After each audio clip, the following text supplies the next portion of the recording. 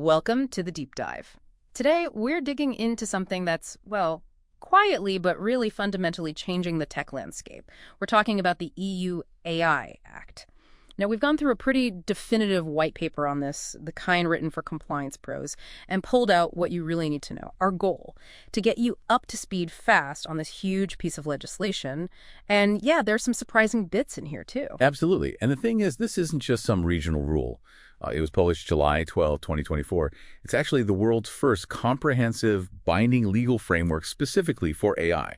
So it's setting a global benchmark right out of the gate. Okay, let's unpack that. What's the core idea behind it? Is it just one main goal, or is it juggling a few things? It's definitely juggling. It's got these dual aims. Basically, they want the EU to be a world-class place for AI innovation, like a real hub. But at the same time, they're insisting that AI development has to be human-centric, trustworthy, respecting fundamental rights. And the cornerstone, really, is this risk-based approach. They sort AI into 4 tiers: unacceptable, high, limited, and minimal risk. Right. And this next part, this is where it gets, well, really interesting for companies outside the EU, this Brussels effect thing. Tell us about that. Yeah, this is huge. Globally speaking, it's a lot like GDPR was. The AI Act has what they call extraterritorial scope, which means it applies to any company anywhere in the world if they put an AI system on the EU market, or even if the output, the stuff the AI generates, is just used inside the EU. Wow, okay. So it reaches pretty far. It really does. It basically forces global companies to line up their AI governance with what the EU wants. And get this, if you don't comply, the penalties are severe. We're talking fines up to 35 million or 7% of your worldwide annual turnover for the serious stuff. 7%? That's a massive incentive to comply. Exactly. It effectively creates a global standard because companies will likely just build to meet the highest bar, the EU's bar. Forget trying to find loopholes elsewhere. Okay, so with that kind of reach and those kinds of penalties, they clearly mean business. Let's get specific.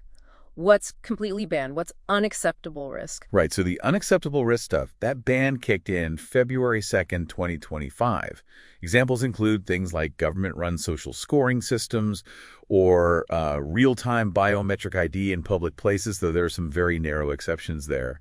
And also AI designed for cognitive behavioral manipulation, basically tricking people. Okay. And the next level down, high-risk systems. That sounds like where most of the heavy regulation lives. It is, absolutely. High-risk systems face really strict rules, both before they go to market and ongoing monitoring after they're out there. So what kind of things fall into that category? Think AI used as safety parts in products already regulated, like, say, medical devices, or AI in really high-stakes areas. Things like employment CV sorting software is a classic example, or credit scoring. Critical infrastructure management. Got it. And what do providers of those systems need to do? Well, quite a lot. They need continuous risk management processes, really rigorous data governance, detailed technical documents. Plus, they have to ensure there's proper human oversight and that the AI is accurate, robust, and secure against cyber threats. And here's an important detail. If you're just using an AI system that somebody else built the deployer, but you modify it significantly, you can actually get reclassified as a provider. Yeah. And then, boom, you inherit all those tough obligations. Interesting distinction. Okay, we hear so much about the big new models like LLMs. How does the Act handle these general purpose AI or GPAI models? Yeah, good question. They have their own separate track in the Act. All GPAI providers have some baseline duties like providing technical docs, respecting copyright law, that kind of thing. But then there are models deemed to have systemic risk. These are usually huge ones. Think models trained using over 10 to the power of 25 FLOPS of computation, basically indicating truly massive foundational models. Okay, like the really big ones we hear about. Exactly. Those face extra duties, like state-of-the-art model testing and actively working to mitigate any systemic risks they might pose.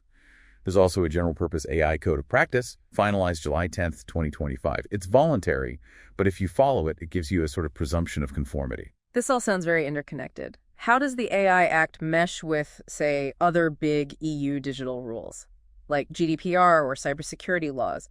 Does it stand alone? That's a key point. It definitely doesn't stand alone. It's designed to work with other regulations. So if AI processes personal data, boom, GDPR applies alongside the AI Act. Complying with the Cyber Resilience Act. That can actually help you show you meet the AI Act's cybersecurity needs. It creates a presumption of conformity there. And here's something really critical, the updated Product Liability Directive. It now explicitly calls AI a product. Oh, okay. What does that mean in practice? It means all that technical documentation you prepare for the AI Act. It's not just for the regulators anymore. It basically becomes your legal defense kit if someone sues because they claim your AI was defective and caused harm. Right, so the stakes for that documentation just went way up. Way up. Way up. So bringing it all together, what's the main takeaway for organizations building or using AI right now? The big message is compliance by design. You can't just bolt this on later. Article 15 is specific. AI needs an appropriate level of accuracy, robustness, and cybersecurity. That includes resilience against AI-specific attacks, things like data poisoning where someone feeds it bad data during training, or adversarial examples designed to fool it. So you have to build compliance in from the very start. Exactly. You have to weave the legal and ethical requirements right into the development process. Compliance isn't just a checklist. It has to be, well, a strategic priority. This has been really insightful. It's clear the EU AI Act isn't just another piece of red tape. It's genuinely shaping the global discussion on how we handle AI responsibly. It really forces everyone to think much harder about how we build and use these incredibly powerful tools. Precisely. And for companies, showing you're compliant, maybe even getting that CE marking for your AI system, that's not just about avoiding fines. It's becoming a real competitive advantage, a market differentiator. Okay, so let's leave our listeners with something to chew on, a final provocative thought. Consider this. If this act really turns compliance paperwork into a crucial legal defense, how might that incentive structure push the entire AI industry towards maybe unprecedented levels of transparency and truly responsible design?